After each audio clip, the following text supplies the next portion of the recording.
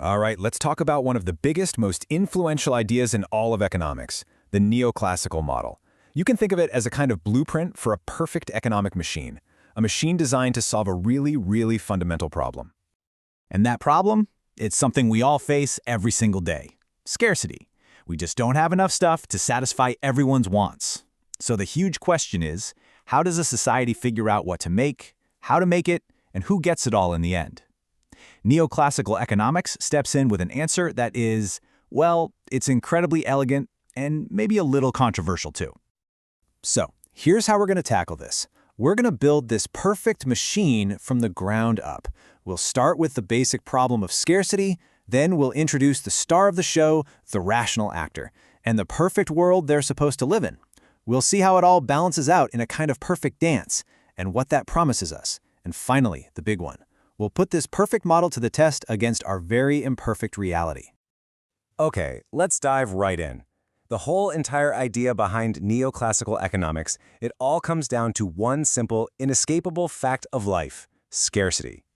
And the central claim here is a really bold one. It says that free markets are, without a doubt, the most efficient way to deal with that scarcity. The theory basically argues that if you just leave the market alone, it will naturally produce the best possible outcomes for everyone, with literally zero waste. But how on earth could it possibly achieve that level of perfection? Well, it all starts with the people, or at least a very specific idea of a person. Right, so if we're talking about a machine, we've got to look at its parts, its gears, right? And in this neoclassical machine, the absolute most critical gear is this idea of a rational actor. Now, this is super important. The rational actor isn't you or me. Not really.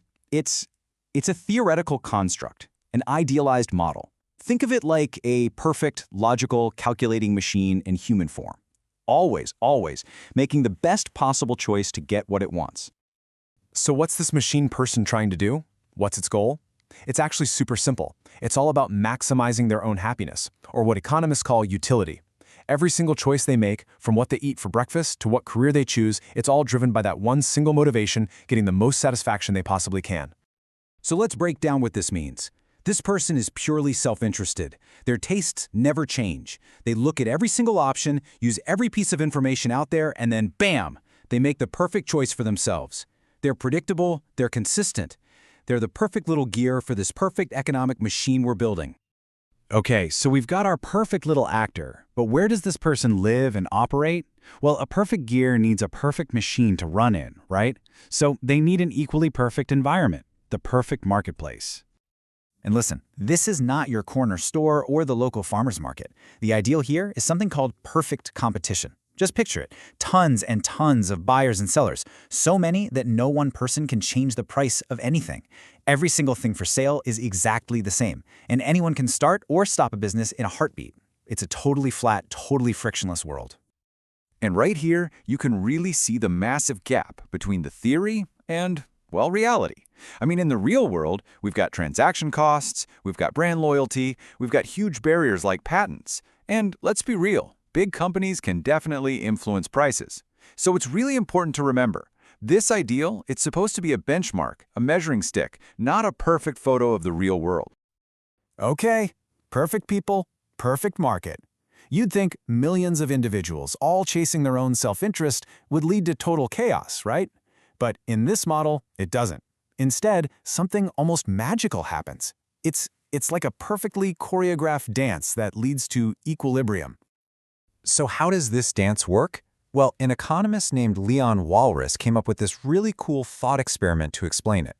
Just imagine there's a kind of cosmic auctioneer for the entire economy, and this auctioneer has one job, to shout out prices for everything until they find that one magic price point where everything just clicks. It's a way to get your head around how a market could, theoretically, find its perfect balance.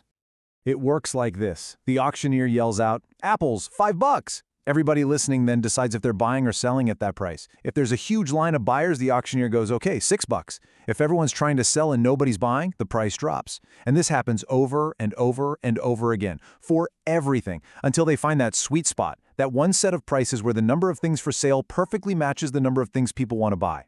And here's the crazy part. In this thought experiment, nobody actually trades anything until that perfect price is found. All right, so there it is. We've built the machine. We have our rational actors, our perfect marketplace, and this incredible balancing act. So, what's the point? What's the grand prize? What does this whole system actually deliver? The promise is, well, it's perfection. A totally optimal allocation of every single resource.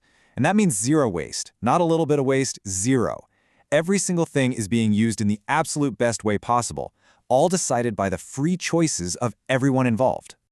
I mean, think about what that means. Production is as efficient as it can possibly be. Prices are perfect signals telling everyone exactly what they need to know. The well-being of society is as high as it can get. And maybe the most mind-blowing part, it all happens by itself. No one is in charge. It's a decentralized system that just works, which, you can imagine, becomes a really powerful argument for a hands-off, no government intervention approach. It's a beautiful, incredible vision. But, and this is a huge but, that perfect outcome only happens if all those perfect assumptions we made at the beginning are true. So now, it's time for a reality check. And this is where the critics come in. And as our source points out, the biggest hit against this model is that its assumptions are, well, maybe too perfect. In reality, people aren't always rational. We definitely don't have perfect information, and our markets are messy and incomplete. The elegance of the model is beautiful, but it comes at a price. It simplifies the beautiful complexity of the real world. Let's just zoom in on one of these assumptions. Information. The model basically pretends everyone has the same info, but we all know that's not true, right? It's what economists call asymmetric information. Think about it. The person selling you a used car knows way more about it than you do. A company's CEO knows more than the investors. And that imbalance of knowledge, that creates situations where the market doesn't work perfectly, where it can even fail in ways the model just can't predict. So where does that leave us? We have this incredibly powerful, elegant idea, this vision of the world as a perfect machine. But it's a machine built on a perfect foundation that just doesn't exist in the real world. And that's the real challenge, isn't it? For economists, for policymakers, for all of us. What happens? What do we do when this perfect, beautiful theory runs headfirst into our messy, complicated, and imperfect world?